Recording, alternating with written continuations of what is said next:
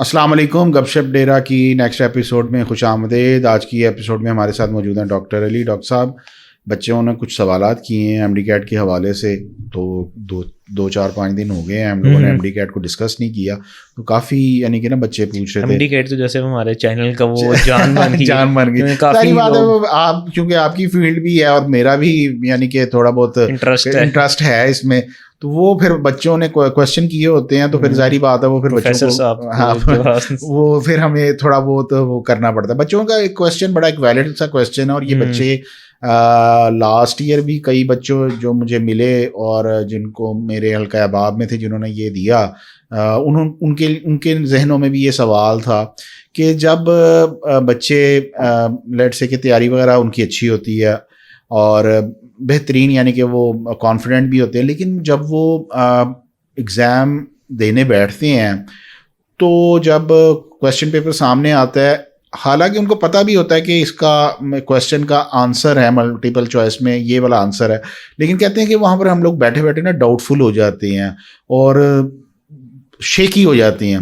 تو اس کو کس طرح نروس کو کنٹرول کس طرح کریں اور کس طرح اس سے اوور کم کیا جا سکتا ہے؟ کوئی ایسی ٹپس دیں تاکہ جو پری ایگزام وہ اپنی آپ کو اس طرح وہ کر لیں مینٹلی بھی اور فزیکلی بھی کہ وہ اس پر وہ جو اثر ہے وہ اس پیپر کا اور اس کا وہ جو کہتے ہیں نا ہوا وہ ان پر سوار نہ ہو. کوئی ایسی ٹپس بتائیں بچوں کو آپ. اچھا، یہ جو ہے نا وہ بڑا ایک انٹرسٹنگ سا سوال ہے، کیونکہ یہ میں ایسے گزرا ہوں اور یہ میں نے خود بھی فیل کیا ہوا ہے کہ ایسے ہوتا ہے. اور یہ ہے کہ مجھے یہ بھی پتہ ہے کہ کیوں ہوتا ہے. مجھے جب سمجھ آئی تو میں بتاتا ہوں. سب سے پہلے جو ہے نا جب آپ ایگزام پیپر دینے جاتے ہیں نا 2-3 چیزیں بہت زیادہ میٹر کرتی ہیں. یہ پچھلی بھی ویڈیو میں میرے خیال میں ہم نے بتایا تھوڑا تھا، سا ذکر کیا تھا، لیکن اس دفعہ ذرا زیادہ غور سے میں بتاتا ہوں کہ نمبر 1 چیز ہے کہ ہمیشہ آپ کی باڈی ریلیکس ہونی چاہیے. ٹھیک ہے، آپ اسٹریس میں نہ ہو. وہ اس مطلب ریلیکس کرنے کے لیے سب سے پہلی چیز یہ ہے کہ آپ کی نیند پوری ہو. ٹھیک ہے، جب آپ کی نیند پوری ہوگی نا آپ کا برین بھی ریلیکس ہوگا، آپ کے سارے مسلز بھی ریلیکس ہوں گے، آپ ٹینس فیل نہیں کریں گے. نمبر 1.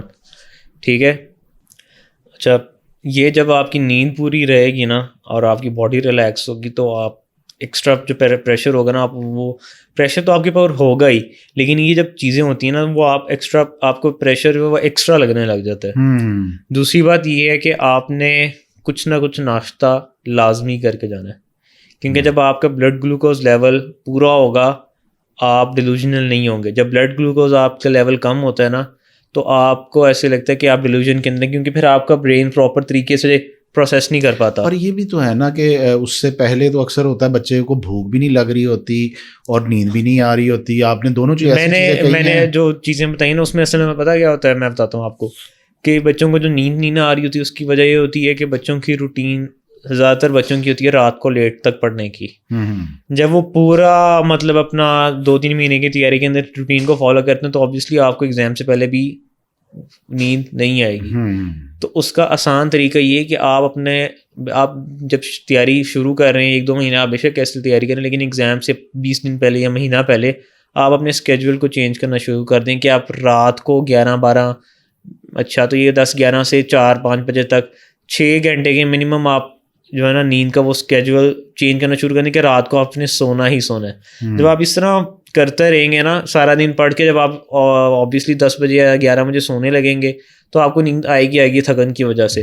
جب آپ یہ روٹین مہینہ پہلے سے اسٹارٹ کریں گے نا تو 90% چانسز یہ ہیں کہ جب آپ ایم ڈی کیٹ سے ایک رات پہلے بھی جب آپ سونے کے لیے لیٹیں گے نا تھوڑی دیر ہو سکتا ہے کہ آپ کو مسئلہ ہو مطلب کہ کم نیند آئے، لیکن یہ کہ آپ کو نیند آئے گی ضرور. تو یہ بڑا ضروری ہے کہ منیمم آپ کی جو ہے نا مطلب ہر کسی کا ڈفرینٹ ہوتا ہے کہ کچھ بچے 3-4 گھنٹے سونے کے بعد فریش ہو جاتے ہیں، وہ ہر کسی کے اپنے اوپر ہوتا ہے. لیکن یہ کہ آپ نے سونا لازمی ہے. جب آپ سو کے جائیں گے آپ کی باڈی ریلیکس رہے گی تو آپ ایکسٹرا پریشر فیل نہیں کریں گے. ٹھیک ہو گیا. پھر جو بلڈ گلوکوز والی لیول کی بات ہے وہ ضروری نہیں ہے کہ آپ نے ہلکا سا کچھ بھی ناشتہ کر لیں، اور ایگزام ہال میں جانے سے پہلے کوئی میٹھی چیز رکھ لیں، چاکلیٹ رکھ لیں یا کوئی جوس رکھ لیں یا کوئی مطلب کینڈیز رکھ لیں کہ یہ کہ جو ایزی شوگر جو ہے نا گلوکوز آپ فوراً کھائیں اور آپ کا جو ہے نا وہ بلڈ گلوکوز لیول نارمل پہ رہے یا ایون تھوڑا ہائی ہو جائے. کیلے رکھ لیں, کیلے بالکل ایسے ہی کھائے جا سکتے ہیں, ٹھیک ہے, کھجوریں رکھ لیں, اس طرح کی چیزیں رکھ لیں. لیکن یہ کہ چاکلیٹ وغیرہ بھی رکھ لیں کہ انسٹنٹ جب آپ کو لگ رہا ہو نا کہ یار مجھے تھوڑا ایسا لگ رہا ہے کہ میں ڈیلوژنل ہوں اور مجھے جو ہے نا سمجھ نہیں آ رہی ہے, تو آپ فوراً کھائیں اور آپ کو اس کا افیکٹ فیل ہوگا. ٹھیک ہے, وہ یہ انسٹنٹ آپ کو کوئی چیز چاہیے. اس کے بعد یہ کہ اگر ایگزام سے پہلے ناشتہ کر رہے ہیں یا ایگزام سے تھوڑی دیر پہلے ناشتہ آپ نہیں بھی کر رہے تو چائے یا کافی جو ہے نا اس کا وہ ضرور لیں. وہ یہ کہ آپ کا کیفین لیول جو ہے نا ایکسٹرا آپ کا وہ بلڈ پریشر تھوڑا انکریز کر دیتا ہے, جس کی وجہ سے آپ تھوڑے زیادہ الرٹ رہتے ہیں. تو یہ آپ کا مطلب کہ تھوڑا اسٹریس لیول بھی کم رکھتا ہے اور آپ کا جو ہے نا آپ کو ایک, یہ ہر کسی کا ڈفرینٹ ہوتا ہے. میں اپنا بتاتا ہوں کہ میں جب بھی ایون ایم کیٹ یا ایگزام, ویسے میں چائے وغیرہ کبھی نہیں پیتا ہوتا تھا, ٹھیک ہے نا, کافی.